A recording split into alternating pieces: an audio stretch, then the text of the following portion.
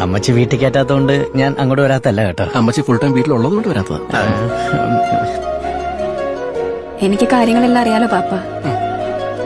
കഴിഞ്ഞ മാസം ഈരാറ്റുപേട്ടയിൽ നിന്ന് വന്ന കല്യാണാലോചന അപ്പനതങ്ങ് ഉറപ്പിക്കാൻ പോവാ. ഇതുവരെ പാപ്പൻ എന്നോടൊരു ഉറപ്പും പറയാത്തോണ്ട് ഞാനതിനങ്ങ് സമ്മതിച്ചു. അപ്പൊ ശരി പാപ്പ, എവിടെയെങ്കിലും വെച്ച് കാണാം.